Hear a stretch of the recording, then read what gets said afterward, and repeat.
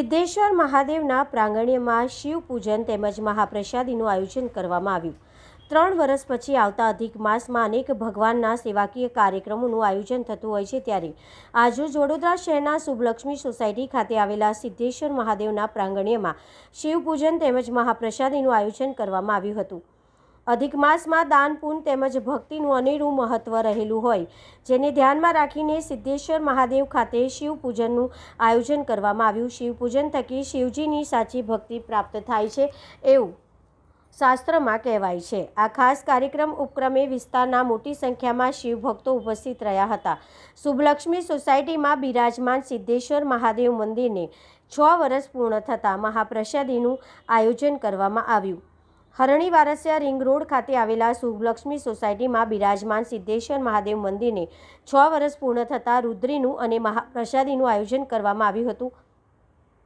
આજુબાજુની 7 સોસાયટીના ભાવિ ભક્તોએ આ રુદ્રી અને મહાપ્રસાદીનો લાભ લીધો હતો। આ વિશે વધુ માહિતી આપતા જણાવ્યું હતું કે મંદિરમાં મહાદેવજીની પ્રાણ પ્રતિષ્ઠા 2020માં કરવામાં આવી હતી, પરંતુ તે સમયે મહાપ્રસાદીનું આયોજન કોરોનાના કારણે કરી શક્યા ન હતા। ગઈકાલથી પરસોત્તમ પવિત્ર માસનો પ્રારંભ થયો છે અને ધ્યાનમાં લઈને આ રુદ્રી પૂજા અને મહાપ્રસાદીનું આયોજન કરી આયોજનમાં અમોને આજુબાજુની તમામ સોસાયટીનો ખૂબ જ સારો સાથ અને સહકાર મળેલ છે।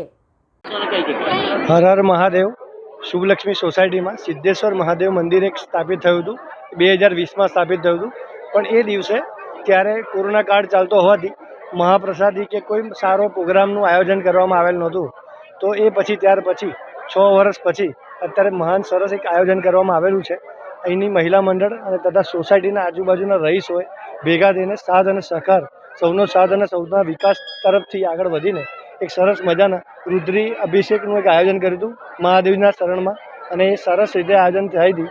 અને એ આયોજન થયા પછી એક મહાપ્રસાદીનું આયોજન પણ કર્યું હતું, જે બધાએ તમામ લોકોએ નાના બાળકથી લઈને વડીલ સુધી બધાએ સાથ સહકાર આપીને અમારો આ પ્રોગ્રામ સરસ રીતે પૂર્ણ કર્યો છે। એ બદલ બધા ભાઈ ભક્તોનો ખૂબ આભાર વ્યક્ત કરીએ છીએ અમે લોકો સોસાયટીના તમામ મેમ્બર તરફથી, પ્રમુખશ્રીના તરફથી અમે બધાને ખૂબ આભાર માનીએ છીએ।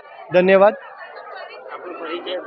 મારું નામ શિરેશ મિસ્ત્રી છે। હું આ શુભલક્ષ્મી સોસાયટીનો રહીશ છું અને અમે વર્ષોથી અહીંયા રહીએ છીએ અને આવા કંઈક સેવા કાર્યો બધા ભેગા મળીને સાથે કામ કરીએ છીએ, અને જેનો અમને ખૂબ આનંદ પણ છે અને સોસાયટીનો સાથ સહકાર પણ એટલો સારી રીતે અમને મળે છે।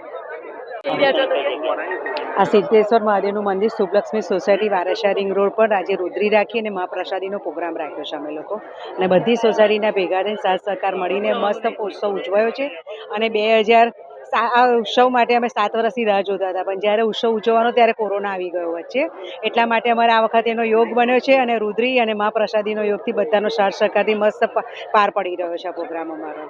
આ મહાપ્રસાદીનો કેટલા ભક્તોએ લાભ લીધો? દરેક ભક્તોએ લાભ આપ્યો છે અને બધાએ સાથ સહકાર આપ્યો, ત્યારે જ આ ઉત્સવ ઉજવાઈ રહ્યો છે દરેક સભ્યો તરફથી। શું નામ છે આપનું? લતા પટેલ।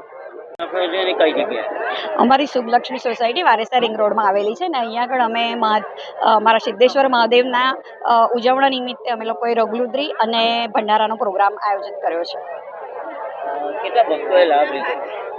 અંદાજે છે ને 1000 ભક્તોએ લાભ લીધો હશે આ ભંડારાનો, અને બધાએ ખૂબ જ આનંદ ઉત્સવથી આની મજા લીધી, ભંડારાની પૂજા પાઠ કર્યા બધાએ। કૃતિ ભટ્ટ। એની મેં આજુબાજુની મહાલક્ષ્મી સોસાયટી, ધનલક્ષ્મી, વૈભવલક્ષ્મી, શ્રી સોસાયટી, આજુબાજુની 7 થી 8 સોસાયટીને અમે ભેગા થઈને આ મહાપ્રસાદીનો આજે કાર્યક્રમ રાખેલો છે।